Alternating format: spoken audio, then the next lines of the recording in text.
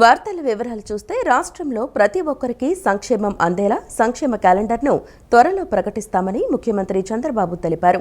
నాయకత్వం సమిష్టిగా పనిచేస్తే ఏ కార్యక్రమమైనా సజావుగా జరుగుతుందని కడప మహానాడు నిర్వహణతో నిరూపితమైందని ఆయన వెల్లడించారు. తెలుగుదేశం పార్టీ ఎమ్మెల్యేలు, ఎంపీలు, ముఖ్య నేతలు, గ్రామస్థాయి నాయకులతో టీడీపీ అధినేత సీఎం చంద్రబాబు టెలికాన్ఫరెన్స్ నిర్వహించారు. ఈ సందర్భంగా చంద్రబాబు మాట్లాడుతూ కడప మహానాడు అద్భుతంగా జరిగింది. జిల్లా నాయకత్వం అంతా కలిసి పనిచేసి విజయవంతం చేశారు. జయప్రదం చేసిన నేతలకు అభినందనలు, కార్యకర్తలకు నా హ్యాట్స్ ఆఫ్ అని తెలియజేస్తున్నానన్నారు. మంత్రులంతా కార్యకర్తలా పనిచేసి స్ఫూర్తినిచ్చారు. సభకు ప్రజలు, కార్యకర్తలు స్వచ్ఛందంగా రావడం సంతోషాన్నిచ్చింది. మహానాడులో ప్రవేశపెట్టిన నా తెలుగు కుటుంబంలోని 6 శాసనాల కాన్సెప్ట్ను విస్తృతంగా ప్రజల్లోకి తీసుకెళ్లాలి. కూటమి ప్రభుత్వంపై ప్రజలు పెట్టుకున్న నమ్మకాన్ని నిజం చేస్తున్నాం. మన ప్రభుత్వం చేపట్టిన పథకాలు, అభివృద్ధి కార్యక్రమాలు, పాలనా నిర్ణయాలపై ప్రజల్లో సానుకూలత ఉంది. ప్రజలకు ఏడాది పాలనలో ఏం చేశామో, రాబోయే రోజుల్లో ఏం చేస్తామో మహానాడు ద్వారా వివరించాం. ప్రజలతో నాయకులు మరింత మమేకమవడం ద్వారా ప్రభుత్వం చేపట్టే కార్యక్రమాలపై నిరంతరం చర్చించేలా చూడాలి. నేను ప్రతి నెలా పింఛన్ల పంపిణీ కార్యక్రమంలో పాల్గొనడానికి కారణంగా కూడా అదే అని తెలియజేశారు. రాష్ట్ర వ్యాప్తంగా కురుస్తున్న భారీ వర్షాలపై ఏపీ పురపాలక పట్టణాభివృద్ధి శాఖ మంత్రి నారాయణ మున్సిపల్ ఉన్నతాధికారులతో టెలికాన్ఫరెన్స్ నిర్వహించారు. వర్షాల కారణంగా ప్రజలు ఇబ్బందులు పడకుండా అన్ని చర్యలు చేపట్టాలని మంత్రి ఆదేశాలు జారీ చేశారు.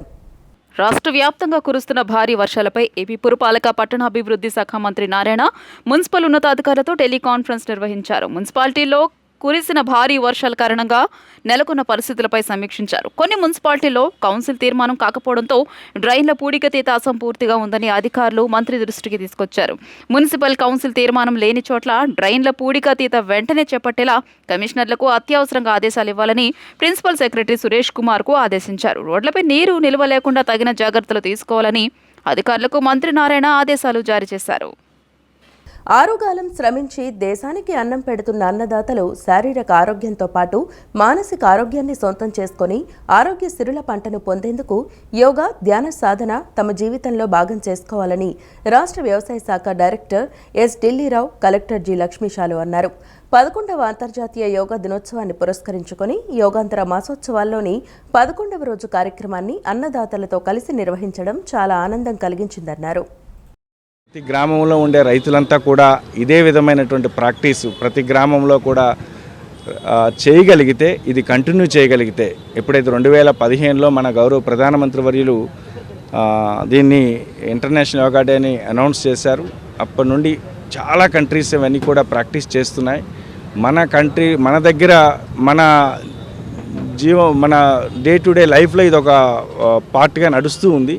అయినప్పటికీ కూడా మనము more and more muscle exercise చేస్తున్నాం. కానీ బట్ ప్రాణాయామము మరియు ధ్యానము ఏదైతే ఉందో, మెడిటేషను, అది కొంచెం తక్కువగా ఉంది. కాబట్టి దానిని మనం అందరం కూడా ప్రజలకందరికీ నేర్పాల్సినటువంటి ఆవశ్యకత అయితే ఉంది.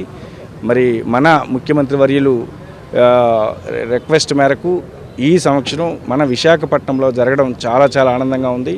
ఆ పర్టికులర్ డే ఎలా అయితే మన విశాఖపట్నంలో జరుగుతుందో అదేవిధంగా మన విజయవాడలో కూడా మన కలెక్టర్ అండ్ కమిషనర్ ఆధ్వర్యంలో చాలా గ్రాండ్గా జరగాలనుకొని చెప్పేసి, ఇది సస్టైన్ కావాలనుకొని చెప్పేసి మనసారా కోరుకుంటాం. తెల్లారుజాము 4 ఒక గంట యోగా చేస్తానండి. అక్కడి నుంచి సైక్లింగ్ చేస్తాను. మళ్ళా 5 కిలోమీటర్లు 10 కిలోమీటర్లు రన్నింగ్ చేస్తాను. ఇప్పటికి 21 కిలోమీటర్లు గంట 56 నిమిషాలు ఫినిష్ చేస్తాను. నా వయసు 80 సంవత్సరాలు. రేపు కూడా నేను కాంపిటీషన్లో పాల్గొంటున్నాను. రేపు ఎల్బి ప్రసాద్ గారిది కాంపిటీషన్ ఉంది, దాంట్లో వాళ్ళు పాల్గొంటాను. నేను హ్యాపీగా ఆరోగ్యంగా బతుకుతున్నాను. నా బాడీని కూడా హాస్పిటల్కి రాసేసాను. రోజు కంటిన్యూ సైక్లింగు, రన్నింగు, యోగా, ఇవి 2 ఫాలో అవుతున్నాను. నాకు ఎలాంటి ఇబ్బంది లేదు. అందరూ ఆరోగ్యంగా బతకాలంటే నన్ను ఆచరించాలి. బెంగళూరులో మకాం పెట్టిన జగన్ వారానికోసారి రాష్ట్రానికి వచ్చి ఏం చెప్పదలుచుకున్నారని మాజీ మంత్రి దేవినేని ఉమామహేశ్వరరావు ప్రశ్నించారు. జగన్ ఇబ్రహీంపట్నం పర్యటనలో వైసీపీ అరాచక శక్తులు వీరంగం సృష్టించాయని మండిపడ్డారు. వారిపై పోలీసు అధికారులు చర్యలు తీసుకోవాలని డిమాండ్ చేశారు. నువ్వేం చెప్పదలుచుకున్నావు, ఇవాళ వీళ్ళు మారరు అనే విధంగా ప్రజలు మాట్లాడుతూ ఉన్నారు. నువ్వు మైలవరం నియోజకవర్గం ఇబ్రహీంపట్నానికి వివాహ రిసెప్షన్కి వచ్చి మాజీ మంత్రి జోగి రమేష్ ఇంటికి మీ అరాచక శక్తులు సైకిళ్ళని నడి రోడ్డు మీద పడేసి వీరంగం తాగి తందనాలాడి నేషనల్ హైవే హైదరాబాద్ విజయవాడ రోడ్ని ఎన్ని గంటలు ఆపారు? మీ బాణాసంచాలు, మీ అరాచకాలు ఏం సందేశం ఇవ్వాలనుకుంటున్నారు Jaganmohan Reddy YCP party?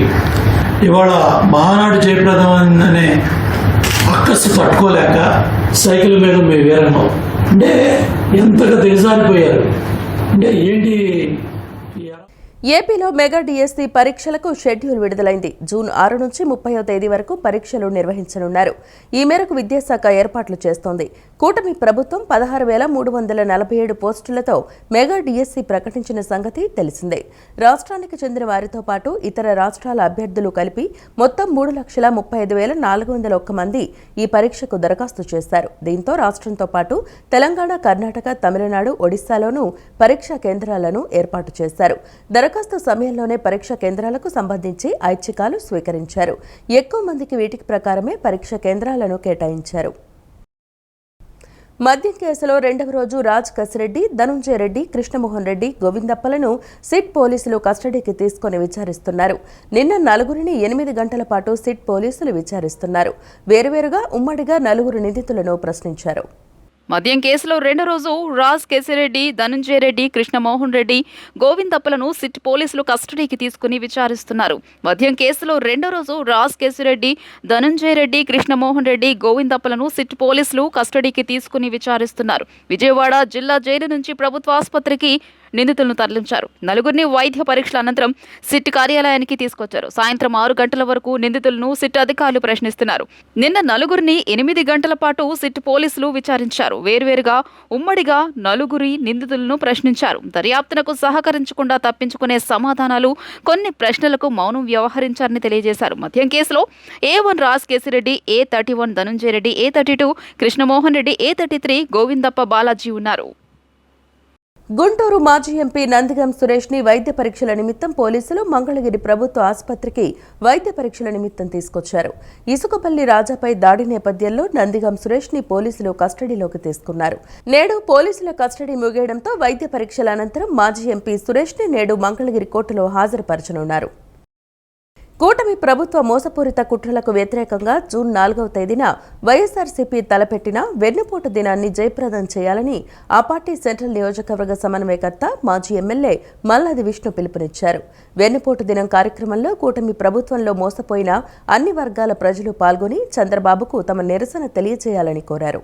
Ajit Singh Nagar, Andhraprabha colony, జనహిత సదనంలో YSRCP నాయకులు, కార్యకర్తలు, అభిమానులతో సెంట్రల్ నియోజకవర్గ సమన్వయకర్త మాజీ ఎమ్మెల్యే మల్లాది విష్ణు శుక్రవారం సమావేశం నిర్వహించారు. ఈ సందర్భంగా ఆయన మాట్లాడుతూ జూన్ 4న ఉదయం 9:30 ధర్నా చౌక్ నుంచి గాంధీనగర్ తహసీల్దార్ కార్యాలయం వరకు ర్యాలీగా వెళ్లి అధికారులకు వినతి పత్రం ఇవ్వడం జరుగుతోందని తెలియజేశారు. కూటమి ప్రభుత్వ ప్రజా వ్యతిరేక విధానాలను నిరసిస్తూ ప్రజలకు అండగా ఉండేందుకు మాజీ CM YS Jaganmohan Reddy June 4వ తేదీన వెన్నుపోటు దినంగా ప్రకటించారని తెలియజేశారు. వెన్నుపోటు దినం కార్యక్రమంలో కూటమి ప్రభుత్వంలో మోసపోయిన అన్ని వర్గాల ప్రజలు పాల్గొని చంద్రబాబుకు తమ నిరసన తెలియజేయాలని కోరారు. వైఎస్ఆర్సీపీ ప్రభుత్వం ప్రజలకు అండగా ఉంటుందని, ప్రజల పక్షాన పోరాటం చేసేందుకు ఎల్లప్పుడూ సిద్ధంగా ఉంటుందని తెలియజేశారు. జగన్మోహన్ రెడ్డి గారు పిలిపించారు. 4వ తారీఖున వెన్నుపోటు దినం అనే ఒక కార్యక్రమాన్ని వైఎస్ఆర్ కాంగ్రెస్ పార్టీ ఇచ్చినటువంటి పిలుపు మేరకు ఈరోజు విజయవాడ సెంట్రల్ నియోజకవర్గానికి సంబంధించినటువంటి ముఖ్య నాయకులతో మీటింగ్ పెట్టుకోవడం. ప్రతి నియోజకవర్గానికి 5,000 మంది ప్రజల్ని, వివిధ వర్గాలకు సంబంధించినటువంటి ప్రజలు ఈ ప్రభుత్వం ఏదైతే మోసం చేసిందో, ఏదైతే ఎన్నికలకు ముందు ఒక మాట చెప్పి ఎన్నికల తర్వాత ఒక మాట చెబుతుందో అవన్నీ కూడా ప్రజలకు సవివరంగా వివరించాలి అని చెప్పని ఈ రాష్ట్రంలో వాలంటీర్లకు జరిగినటువంటి అన్యాయం, ఈ రాష్ట్రంలో రైతులకు జరిగినటువంటి మోసాన్ని, ఈ రాష్ట్రంలో మహిళలు జరిగినటువంటి, యువకులు జరిగినటువంటి, ఆడపిల్లలు జరిగినటువంటి, అలాగే కరెంటు ఛార్జీలు పెంచము అని చెప్పి ఏ విధంగా పెంచారు, ఇట్లాగా అనేక రకాలుగా ఎన్నికలకు ముందు ఒక మాట, ఎన్నికల తర్వాత ఒక మాట, ఎన్నికలకు ముందు మాట్లాడినటువంటి మాటలు, కరెంటు ఛార్జీలు పెంచము అని చెప్పారు. ఈరోజు ఆంధ్ర రాష్ట్ర ప్రజల మీద 15,000 కోట్ల రూపాయలు భారాన్ని మోపినటువంటి చంద్రబాబు ప్రభుత్వానికి వ్యతిరేకంగా రాణి అహల్యాబాయి వంటి చారిత్రక వ్యక్తుల నుండి ప్రేరణ పొందాల్సిన అవసరం ఎంతైనా ఉందని బీజేపీ నేత కిలారు దిలీప్ పేర్కొన్నారు.